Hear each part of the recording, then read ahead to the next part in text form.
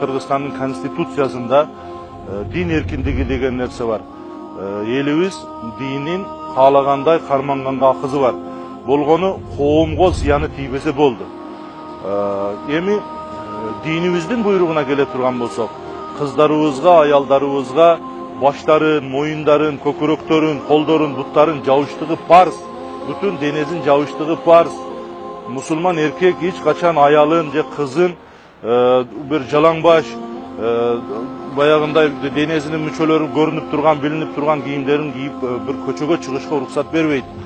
Бирок тилекке каршы бүгүнкү күндө мына шу нерсеге каршы чыгып аткан bir açık эле айтайын, мусулманчылыктан көп алыста, bir dini жок, баягы атеисттик көз карашта, же болбосо өзүн мен цивилизациялуу адаммын деп, бирок цивилизациядан анча аркага кетип бараткан кээ бир жогорку билимдүү эле мугалимдерибиздин кылып аткан иши мына ушундай болуп атат. Бул мен ойлойм мамлекетке каршы диверсия бул. Мамлекетке каршы чоң баягы карама каршылыкты келтирип чыгып аткан маселе болуп эсептелет. Экинчиден, мына депутаттарыбызды, ошол мыйзам кабыл ала турган депутаттарыбызды элибиз, журтубуз колдоп, кубаттап, өздөрүнүн добушун берип шайлады. Бирок мусулмандарда дагы бир айып бар. Бир дагы депутатка ошол шайлоо учурунда келгенде биздин кыздарыбызды, биздин аялдарыбыздын укугун коргойсун деген наказ бербептир да мусулмандарчы. Бизге аш алып кепер, нан алып кепер, канча сом бересиң шайлоодо, же болбосо канча жанагындай пара бересиң бизге, же биздин эмне маселебизди чечип бересиң деп эле алардын маселесин уга бериптир дагы, алардын баягы абадан берип аткан убадалардын үстүнөн шайлай бериптир. Бирок бир дагы биздин элибиз ошол депутаттардан талап кылбаптыр да. Биз бүгүн ошол депутаттарга кайрылып кетет элек. Мына ошол конституциянын негизинде мусулман коомдо жашайбыз. Биз светтик мамлекет, демократиялуу мамлекет болгонубуз менен мамлекетибиздин 90% эли мусулман эл.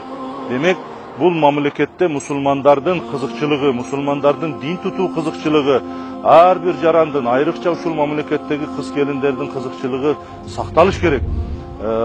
Жоолук салуу бул мындай карап көрсөк, христиандар жоолук салса, христиан дини да ошону талап кылат.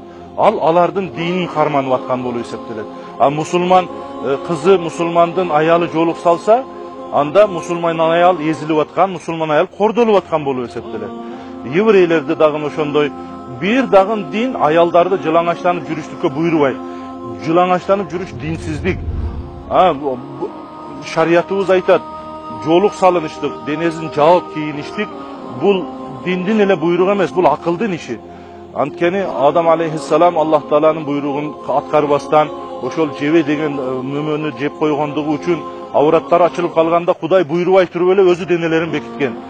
Аялы да ошондой кылган. Ошондон келип чыгып биз айтабыз, эгер адам баласы, айрыкча аял киши денесин канчалык жаап бекитсе, ошончолук анын акылдуулугун билдирет. Канчалык денесин ачып, уятсыз акыбалга бара турган болсо, ал ошончолук анын акылсыздыгын түшүндүрөт. Демек, эми карап көрө турган болсок, ошол өзүнүн кыздарын жылаңачтаган аз келгенсип, өзүнүн аялын жылаңачтаган аз келгенсип, бардыгына бир инсан катары эмес, товар катарында, же болбосо бир мал катарында элдин алдына алып чыгып аткан эркек сөрөйлөр эми мусулмандардын да аялдарын чечиндиргиси келип аткандыгы биздин көп кыжырыбызды кайнатып атат.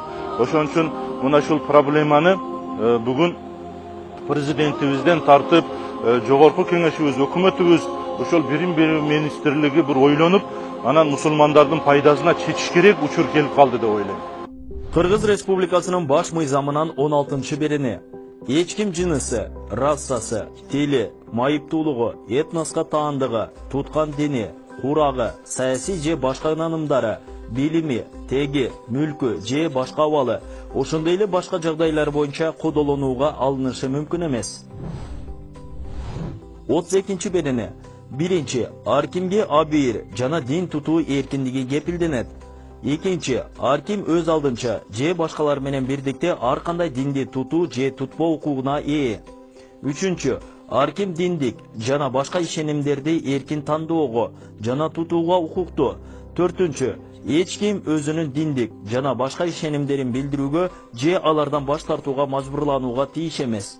Кыргыз Республикасынын жарандарына, жынысына, улутуна, тилине, социалдык жана мүлк абалына, ден соолугунун мүмкүнчүлүктөрүнүн чектелгенинен, ишинин түрүнө жана мүнөзүнө, дин тутуусуна, саясий жана диний ынанымдарына, жашаган жерине жана башка дагы жагдайларга карабастан билим алууга укуктуу.